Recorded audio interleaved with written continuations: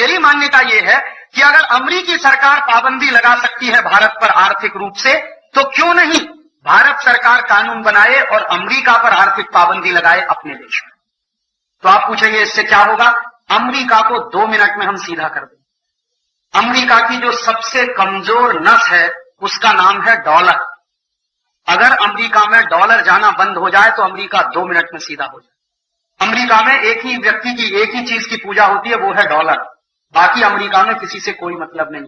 जिस दिन अमेरिकी सरकार को डॉलर का नुकसान होना शुरू हो जाएगा भारत के कारण, उसी दिन अमेरिकी सरकार 2 मिनट में सरेंडर कर देगी। अमेरिका कागजी शेर है, कोई बहुत दम नहीं है अमेरिका।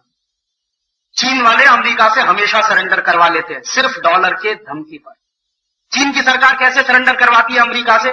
चीन की सरकार ऐसे सरेंडर करवाती है अमेरिका से कि चीन से जो डॉलर अमेरिका जाता है उसको बंद कर देते, पाबंदी लगा देते हैं।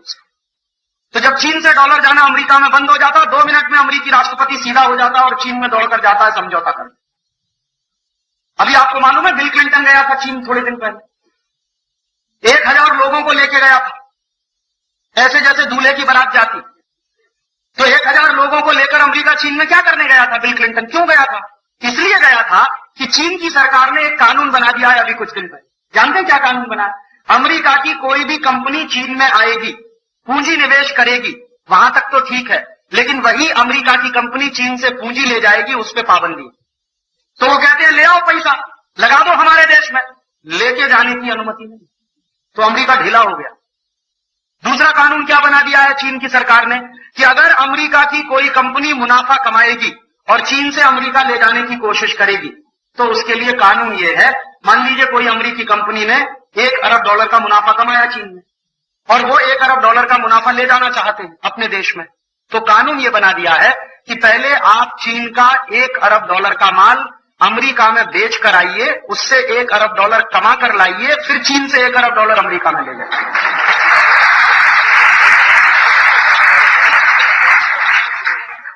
और जब से ये 2 कानून बनाए हैं, बिल क्लिंटन की पैंट ढीली हो गई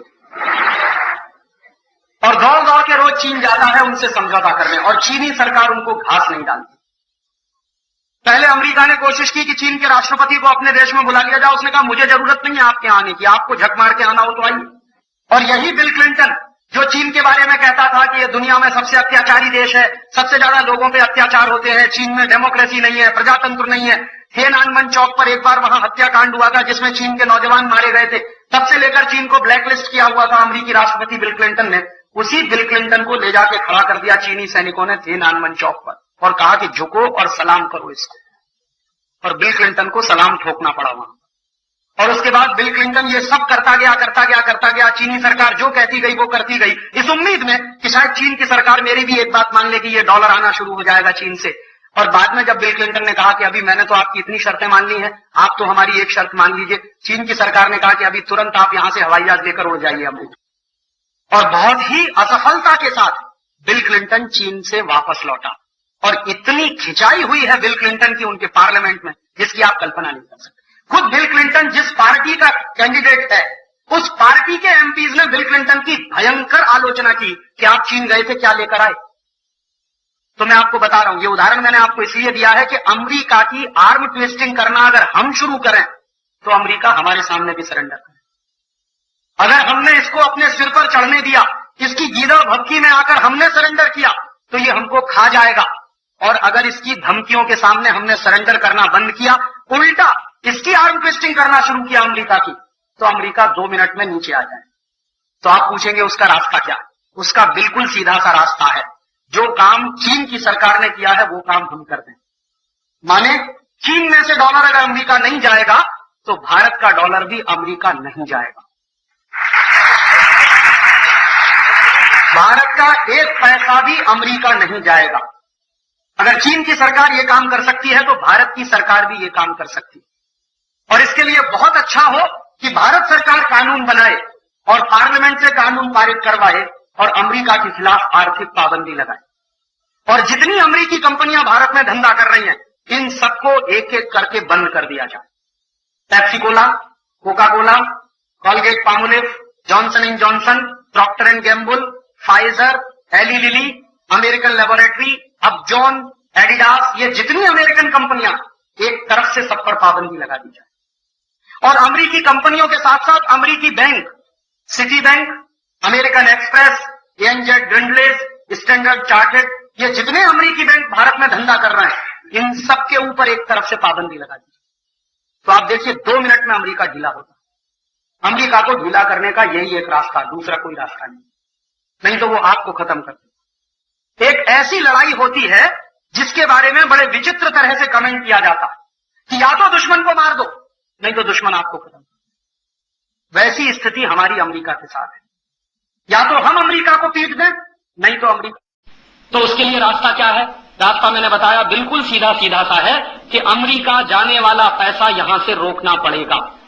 एक पैसा भी भारत से अमेरिका जाए ये देश के हित में नहीं। और आज अमेरिका हमारा दुश्मन है, दोस्त नहीं। दुश्मन के हाथ एक पैसा भी अपने गांव का जाए तो ये देश के साथ गद्दारी है, देश के साथ द्रोह है। तो ये करना बंद करें। तो भारत की सरकार अगर करे तो बहुत अच्छा है, लेकिन मुझे नहीं लगता कि ये सरकार कुछ करेगी, क्योंकि 5 महीने से तो मैं इंतजार कर रहा हूं। जब से अमेरिका ने आर्थिक पाबंदी लगाई है, मैं एक एक दिन गिन रहा हूं कब भारत की सरकार अमेरिका पे आर्थिक पाबंदी लगाती। और मैंने ये बात मई के महीने में ही प्रधानमंत्री तक पहुंचाई है। ऐसा नहीं है कि आप कहेंगे राजीव भाई आप कभी मिले थे। मई के महीने में ही इन सारी बातों को बहुत ही डिटेल तरीके से ड्राफ्ट बनाकर मैंने प्राइम मिनिस्टर और फाइनेंस मिनिस्टर तक पहुंचा दिया कि आप ऐसे ऐसे पाबंदी लगाइए अमेरिकी कंपनियों पर, अमेरिकी बैंकों पर, भारत का इतना भला हो जाएगा।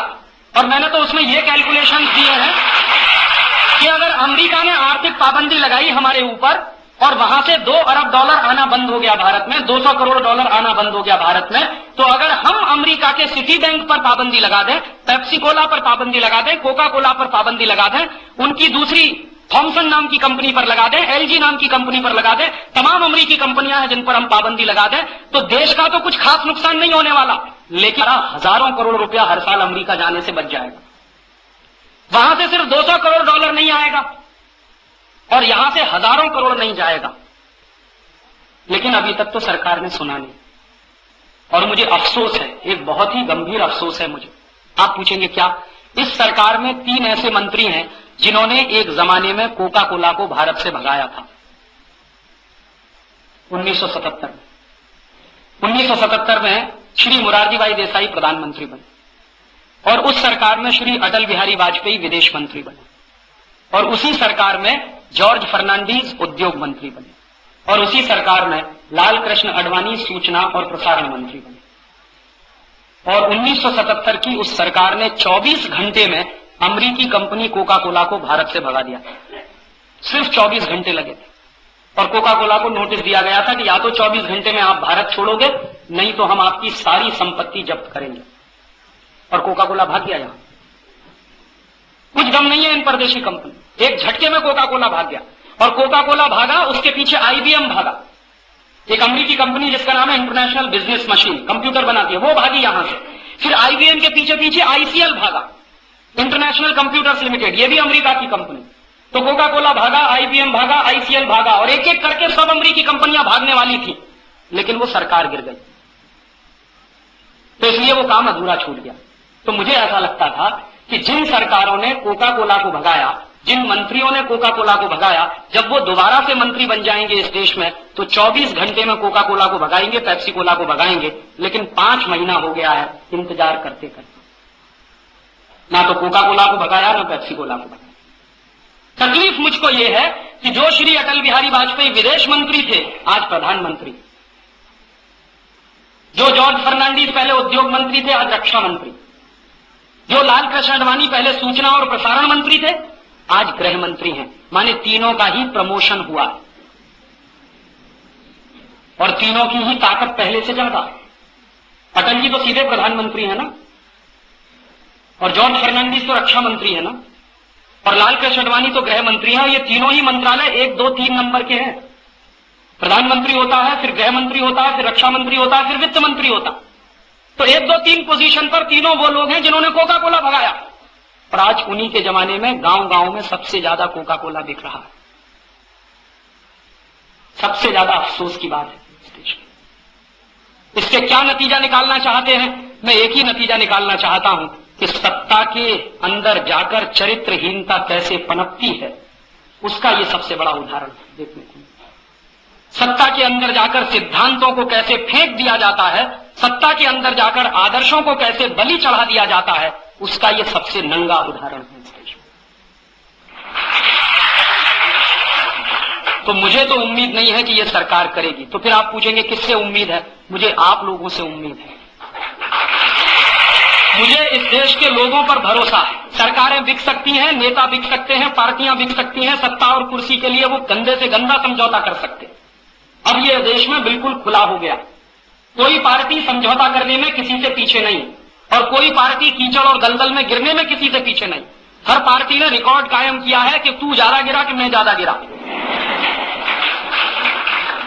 और अब इस देश में मैं मानता नहीं कि कोई भी पार्टी राष्ट्रवादी है। हर पार्टी कुर्सीवादी है, सत्तावादी है, स्वार्थवादी। राष्ट्रवादी तो कोई है नहीं इस देश में। अगर ये राष्ट्रवादी होते तो तनख्वाहें बढ़ाते, पगारें बढ़ाते 3-3 गुनी। इस साल तो इनको यह सिद्ध करना चाहिए था कि हमारा राष्ट्रवाद इतना प्रखर है कि हम हिंदुस्तान में 2-3 साल पगार नहीं लेंगे। कोई नेता भूखा नहीं मरता, कभी मरा भी नहीं है इस देश में।